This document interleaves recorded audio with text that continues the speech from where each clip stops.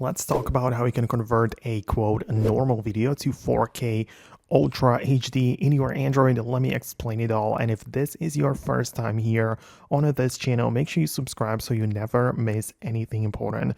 So of course, you should know that the resolution is set when you capture the video, right, in your camera. So whenever you want to have control over it, you just open up the camera and just go to the video mode as usual, and you will have the ability to pick the resolution at the top, right? So you can see you can pick between the HD, Full HD, UHD, and 8K. In my case, depends on your device, but these are the main options.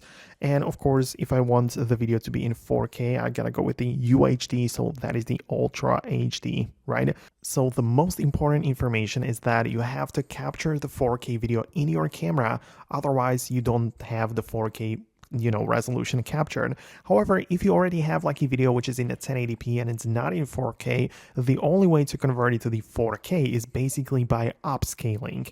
So the way that it would work is that you would use a video editor, for example CapCut, where you would import the clip, which is 1080p. You would import it into the timeline. Perhaps you don't even have to perform any changes or edits to it, but then inside of the export section, you select the 4K resolution. So you basically export the regular 1080p video in the 4K resolution.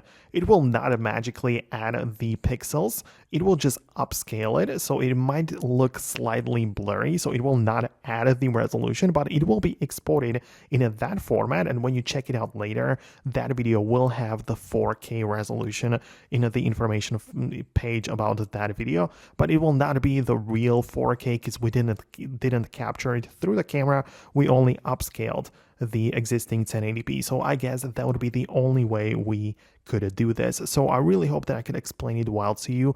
Let me know what you think about that below in the comments. But for now, that's going to be about it. Thanks a lot for watching, and I'll see you later.